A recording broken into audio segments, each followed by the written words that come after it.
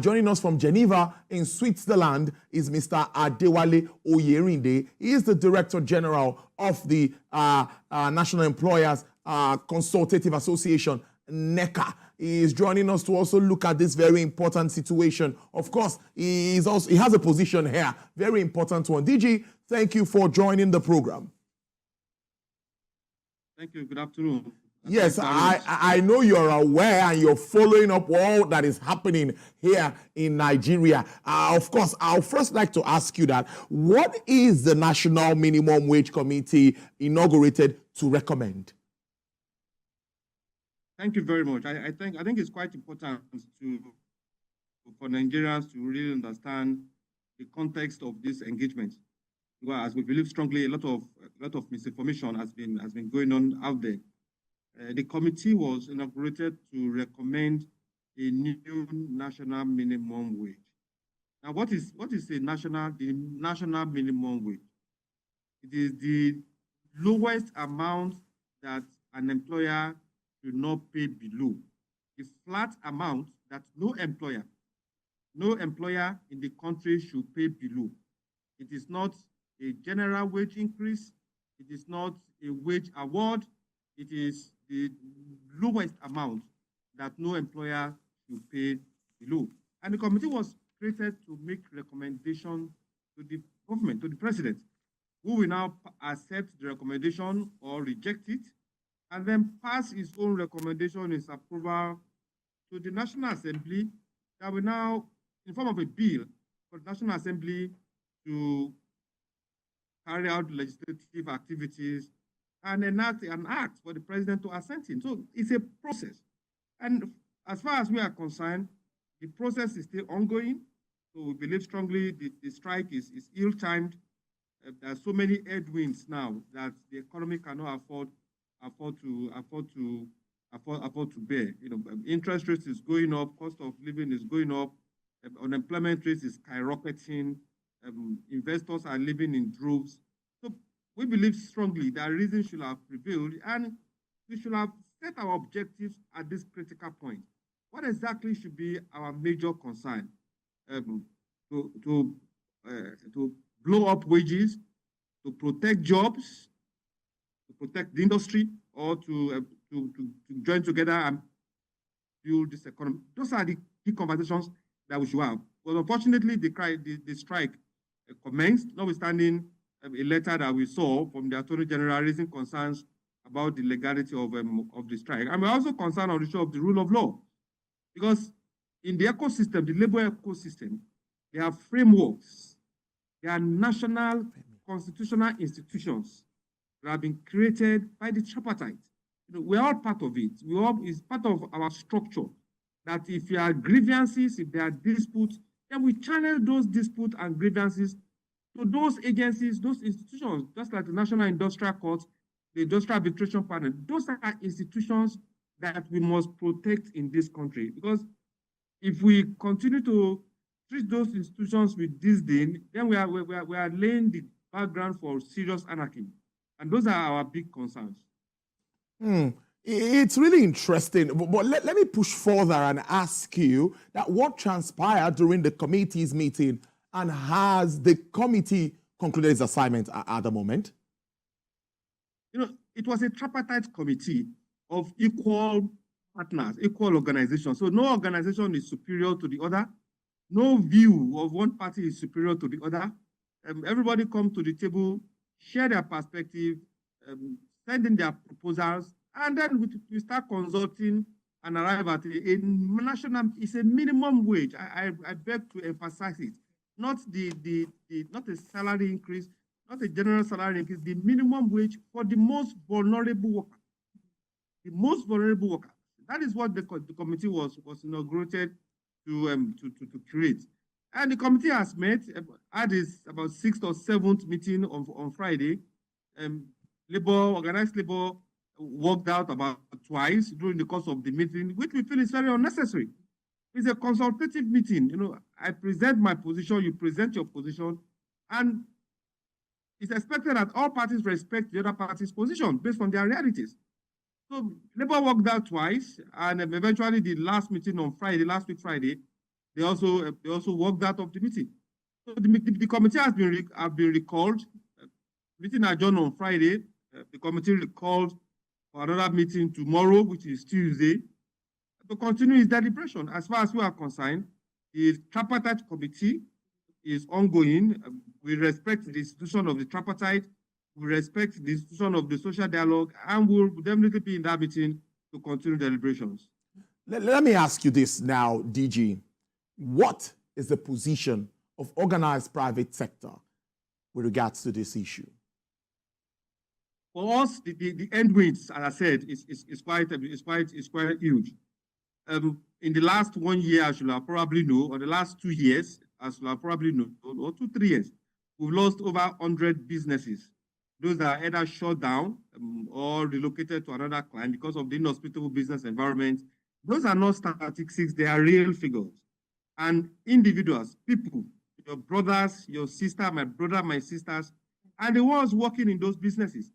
Nobody is asking where are those individuals, where are those that have lost their job. Nobody is asking. In the last 1 year, a group of companies, I don't want to mention their names, in the private sector, lost over 1 trillion naira, declining losses because of the challenges they face with forex, challenges with interest rate. People are not asking. Those that lost those humongous amount, what is the fate of their workers? What is asking? The manufacturers outside of Nigeria also reported that over 700 manufacturing businesses, small-scale manufacturing businesses, they've closed shop in the last 2 years. Nobody is asking what is happening to the staff of these companies. So it's a big concern for us. So the private sector, most respectfully, will not be party to any action or actions that will compromise its existence, because compromising the existence of the private sector is a direct invitation to unmanageable job losses in this economy. Compromising the survival of the private sector is also an invitation, or compromising the ability to pay salaries. Compromising the health of the private sector is also compromising the ability of government to generate income in the context of corporate tax. So it is a no-win situation. It is a no-win situation. I come to think of it, the ongoing strike, who exactly is suffering? The people that the organized labor is purportedly protecting, we are the ones that are going to suffer. Organized businesses will suffer part of it, and those costs really will go back to the consumers, will go back to the workers. So it is a no-win situation for anybody, and that's why we call that reason should prevail, and organized labor should rethink its decision to continue this path. So would you say that this strike at the moment, would you say is ill-advised or unnecessary? And why would you say that? We really think it's ill-advised. So I said the headwinds are too much to bear. It's really, with the state of the economy now, except we've all decided that, look, let's crash the economy. And on who will it crash? Those are the real issues. On who will it crash? Businesses will lose the investment. Organized labor will lose members. Then we will all face the consequences of the insecurity situation that will escalate. So it's a no-win situation for anybody. For us in the private sector, as I said, and this is a tough decision to make for us. If businesses are not working, it becomes absolutely impossible for them to pay salaries. And that's the real situation. And our position is also backed by law. The provision of the Trade Dispute Act specifies, gave provisions for both parties. For labor, it gives provisions. For employer, it also gives provisions. So we will do all that is necessary to protect the survival and existence of organized businesses in this environment, no matter how tough those decisions might be. But finally, before I let you go now, the way forward, because practically with a little of mathematics that I understand, 494,000 for the number of workers at the moment, we hear it's about 9.5 trillion naira maybe annually. How feasible is this? What's the way forward in your thinking? The organized businesses have offered, painfully, I must confess, offered a 100% increase in the current national minimum wage.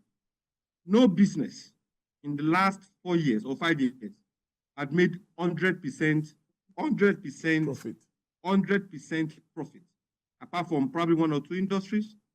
No business, in majority of the businesses, have made 100% profit. If they are making, many of them will not be leaving the country. If they are making, many will not be changing the business model.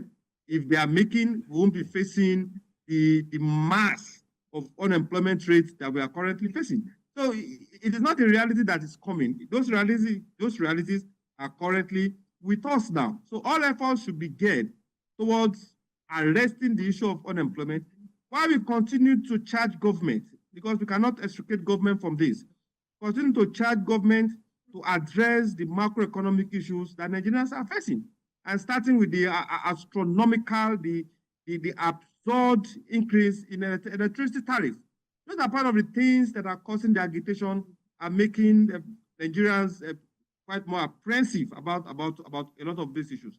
Let government step up or fast track all the intervention it has planned for Nigerians so that the reliefs can start coming. But definitely, strike is not the best option at this time. DJ, I'd like you to hold your thoughts. Now, I want to get to Abuja, where one of my colleagues is standing by live, Uloma Onyemachi, particularly at the airport, to bring us up to speed with what is happening at the moment. On Uloma, good afternoon, and how are you today?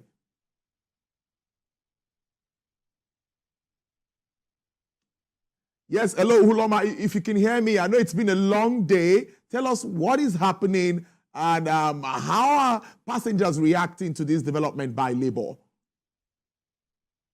Passengers were taken unawares. It has been very surprising for them. They came here with a plan to fly to different locations across Nigeria, and they have been unable to, and not surprisingly rather, the gates of the airport have been locked out. So they didn't even have access to enter inside and rest. Most of them have been standing and sitting by trees for more than 5 hours. We've been here since roughly 8:30 a.m. and currently 2:30. So you can imagine we've been here with a lot of passengers, and they were expecting to fly across Nigeria. The people that we have spoken to, some of them say they have very, very vital and serious engagement. As you can see from behind me, the number of people that are even here are lower compared to the number that were here early in the morning, up to 4 times of the people that are currently here. The people that are here are hoping and expecting that, by 4 p.m., 5 p.m., they can still fly with the different operators.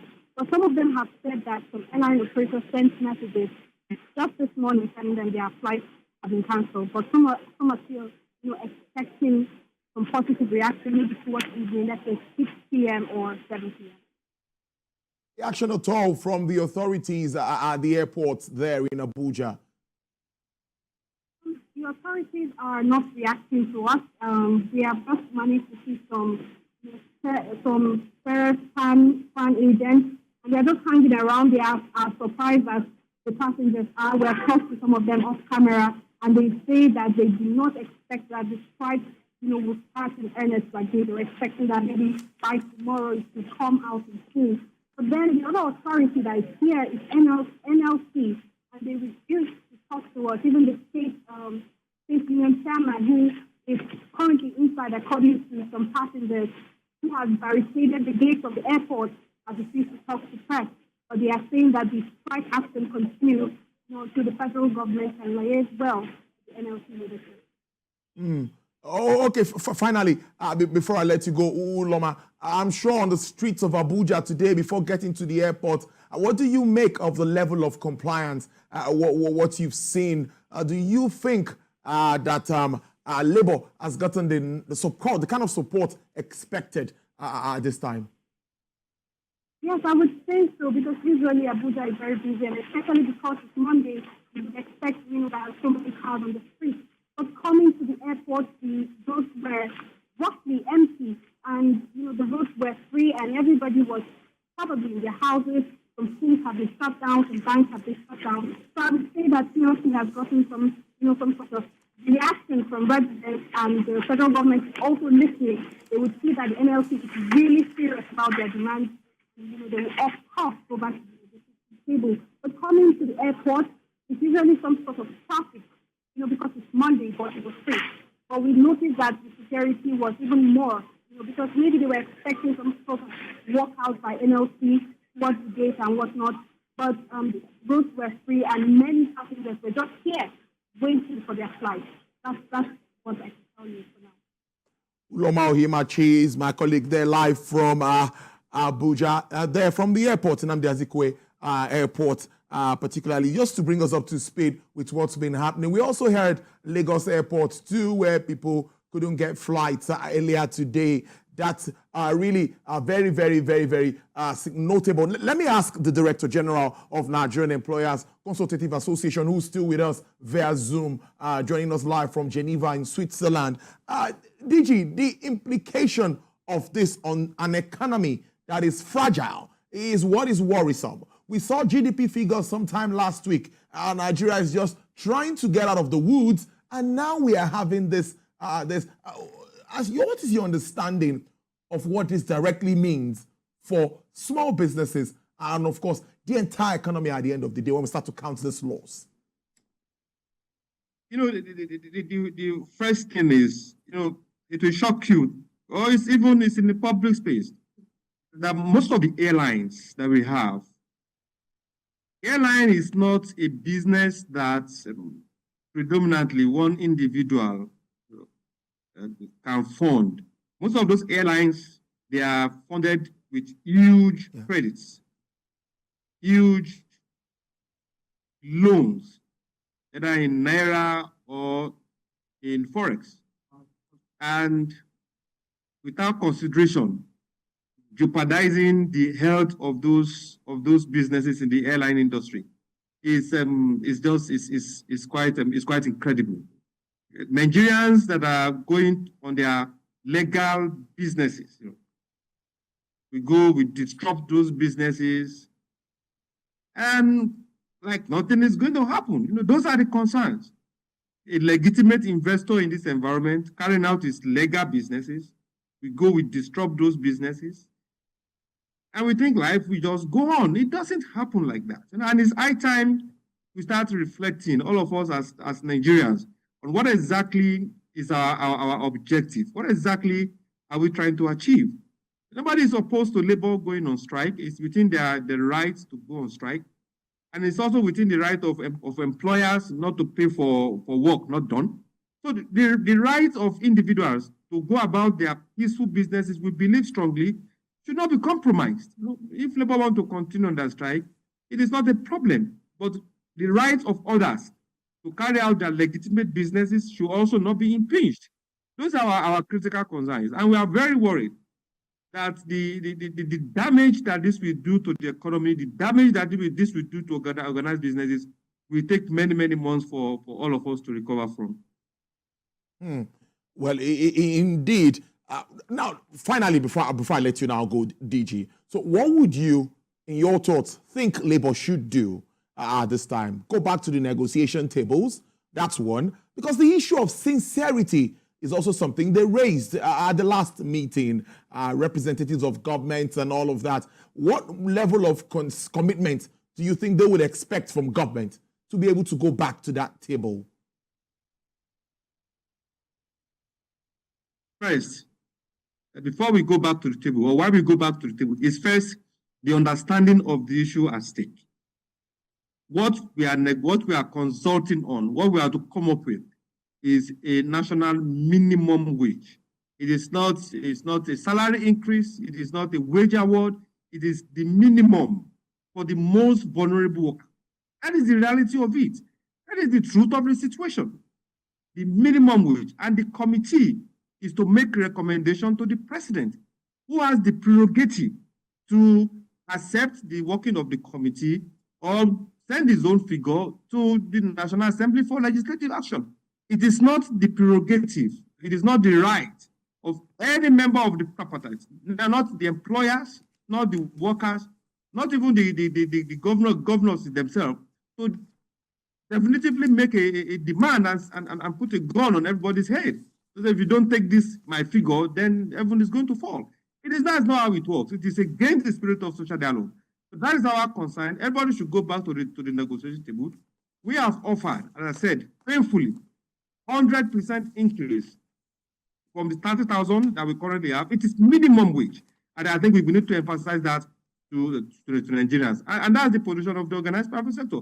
And that's what we expect, that we should come back and discuss what exactly we were inaugurated to discuss. It is the national minimum wage, the wage for the most vulnerable worker in our country. It's not a living wage. It is not a salary increase. It is not the cost of living adjustment exercise. It is the conversation, consultation, or some have called it negotiation of a new national minimum wage. The least amount that no employer, the base amount that no employer should pay below. That is our position, and we hope a good reason will prevail, and all parties will return to the table to finalize this. Thank you so much. I have been speaking to Mr. Adewale Oyerinde. He is the Director General of the Nigerian Employers Consultative Association. Thank you so much. I do enjoy the rest of your day. Thank you for having us.